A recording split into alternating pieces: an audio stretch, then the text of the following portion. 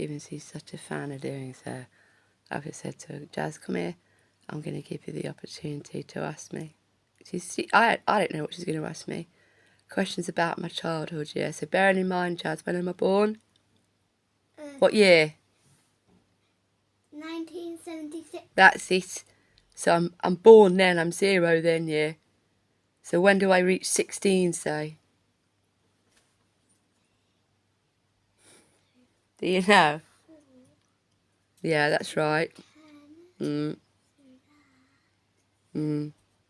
easiest way is to add on 20, then minus 4. 1992. Are you sure? What I did my Yeah, you're right, ain't you? Because you have to be 16 to leave school, ain't it? Is that right? Yeah. Oh, yeah. Oh, God. I told you. Better than me. Right, yeah. I thought it was 93. Right, carry on, Jazz. Have you thought of a question? All right, I've told her I'll answer him. No, wait. Let me just say, as I always say, I'll answer him if I feel it's appropriate to do so. If I don't feel it's appropriate to do so, given her age, I'll tell her or bluff my way out of it somehow. So carry on, Jazz. Okay. So, okay. Tell me more stories about your mum dying.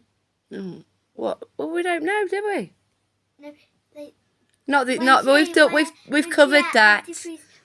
We've covered that. Just pick a different subject, please, you morbid little thing. Go on. No, I've told you quite a lot about that. Move on from that subject now. Must be loads. Tried to kill you there.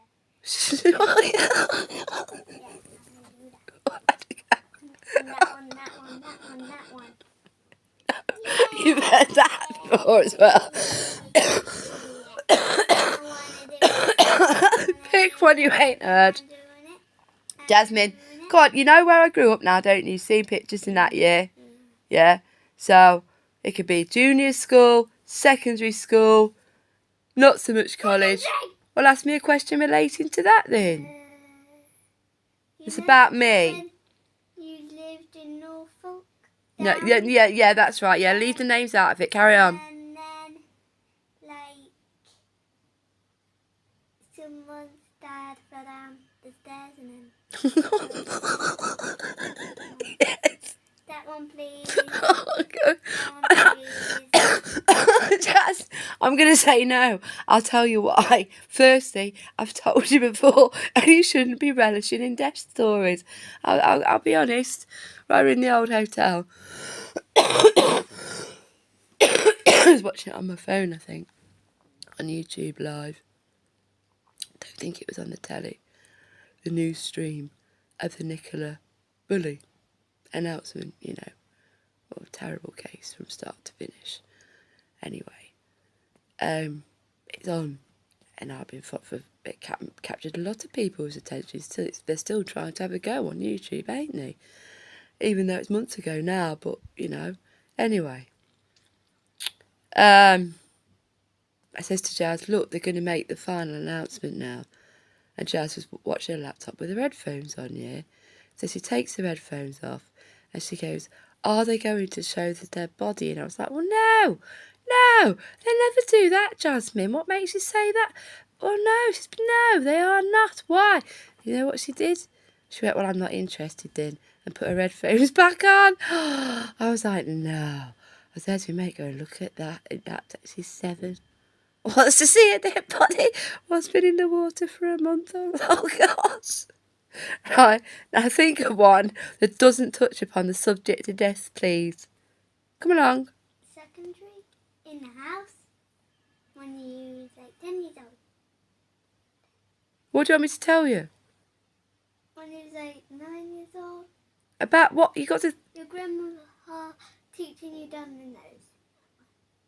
Well, that was good. No. You're getting confused again, mate, with that false memory of yours. Oh, I don't know. You must be able to... Come on, Jazz. You must be able to think of something. Yes, I am. No, well, Domino's is much later and it weren't Grandma. Yeah, I said Grandpa, not Grandma. Maybe what he didn't then. We didn't know. We didn't know. I did. Oh, We can argue. No, sis, please. We can argue about it, but I was there, Jazz. It was in 2001 at Christmas, on Christmas Day. Not when I was 9 or 10 living in Derbyshire, I think you'll find. When I was 9, his wife, Mum's mum, my grandma, died. Maybe that's what you're getting confused with, but quite young, 57 or something. So, is that what you're getting confused? He didn't teach me dominoes then. He was still doing dominoes down the pub and that, getting awards and stuff, but he didn't teach me until 2001. Okay. There we go then. Tell me a random story. That's a better question, ain't it? Let's make one up. Oh, I could tell you about, I don't know. You like birds, don't you, Jazz? Yeah. Yeah. Well, so did my mum's dad, granddad. He had, when they lived down in Wantage, he had their own property. And he had, I guess you call them aviaries out the back. He grew, when he grew them, I don't know if he grew, if that's the right term. Kept, I think, is more appropriate. Canaries in the garden, at the bottom of the garden, like cages of them and that. Well, I don't think there's any correlation there, but he was a butcher. He was a beekeeper. He made all his own honey and that, with his own labels and that. And beeswax candles, they were nice. So we always had a jar of honey in the cupboard. Oh yeah, but Mum liked birds as well, you see. So, well, we didn't use it for anything. It was redundant. There was a shed out the back, and it happened to be, because it's a bungalow, pretty much bang on opposite my room. You go out the back door, turn left, stroll past the kitchen window. That's right, then it's my room, then another room, then another room. It's my room first, pretty much opposite the shed. So, I don't know, they used to do projects in school holidays. So, wait, please. It could have been the 6 weeks holiday, something, he used to do projects around the house, like built a pond one year. And so, yeah, they converted this shed into some form of aviary and plenished it with birds and that.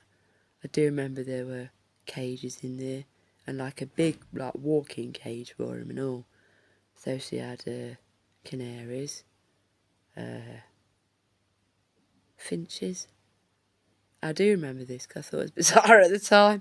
Quails, ground birds they are. I don't recall them flying. No, I do not. Anyway, we always had hard-boiled eggs on the side of the kitchen, always. Not for us, no. For the birds and that. Special food, well, they're bird food. She'd go out there every morning feeding them and that, yeah. And then, well, there's two things here. One thing, for whatever reason, I have to come and stay back at home. I'm not overjoyed by it, but I have to do it, so I do. But they're there then. This aviary is well established. It's fucking summer. It's hot. So I've got my window open here. And all I could hear was them cunts all the time.